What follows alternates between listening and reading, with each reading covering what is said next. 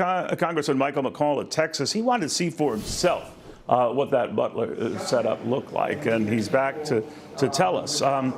You found a lot of issues, didn't you, Congressman? Yeah, absolutely, Neil. I mean, going to the site of a crime scene is vitally important. I know that as a former federal prosecutor, chairman of Homeland, now Foreign Affairs Committee, that my biggest takeaway is how close the shooter was to the President of the United States with an unobstructed line of sight, and by the grace of God, did not kill the President of the United States. We also learned, Neil, that he had a detonating device with him at the time with 2 bombs in his car, presumably to explode after his assassination, that would cause a diversion and allow him to escape. Some of the other things, takeaways, big tower behind, big water tower behind this building. Why in the world Secret Service didn't put an agent on that tower, which would have had a full view of the property and the landscape at issue? So many mistakes.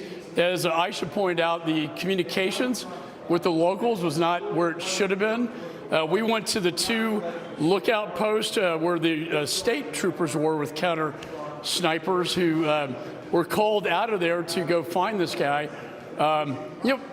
Finally, I would say this counter sniper of the Secret Service must have had this individual in his sights prior to the assassination attempt, because within seconds of the bullets fired at the president, within seconds we saw the threat eliminated by the sniper. But so many issues, and I'm glad Director Cheadle did the right thing and resigned. You know, I am curious, though, Congressman, you've investigated this more than most. Do you think candidates, including Donald Trump, by extension Kamala Harris on the campaign stump, and their vice presidential picks, whoever Kamala Harris goes with, that the Secret Service can be trusted to protect them at rallies, indoors or out, no matter where they are? This is not so much a failure at the agent level. I would say it's a failure of leadership. And now that Director Cheadle has resigned, we need new leadership in, and we also need to be on a more heightened state of awareness. I don't think the director took into account the threats from Iran against the president's life that I'm very much aware of.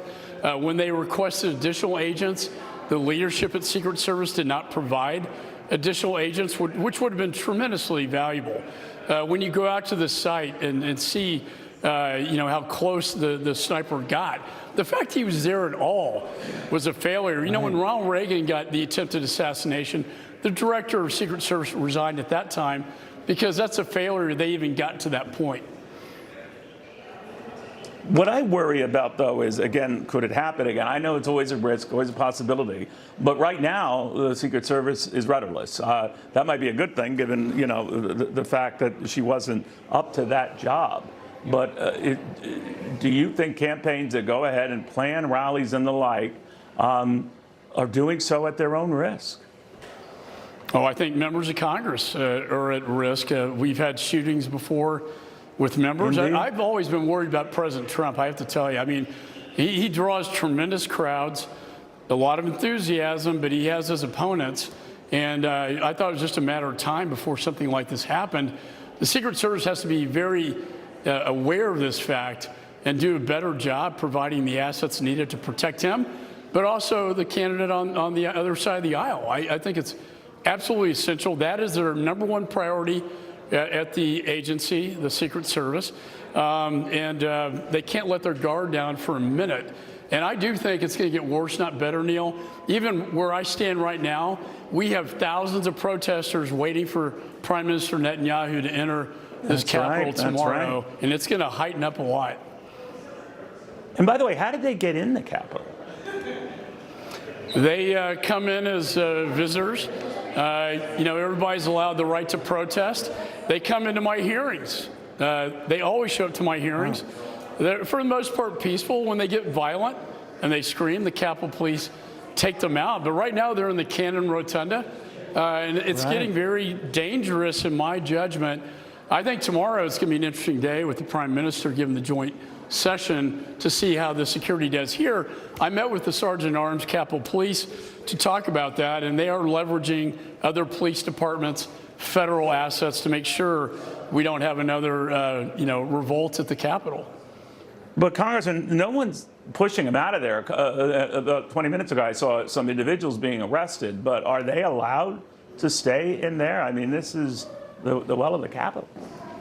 I agree. It's a people's house, right? So it's open to the people that want to come in. They have a peaceful right of protest under the First Amendment, protected.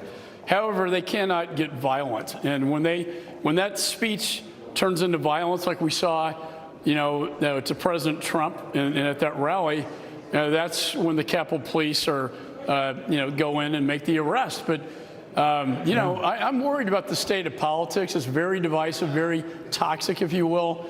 And I think we'll see that play out tomorrow as well.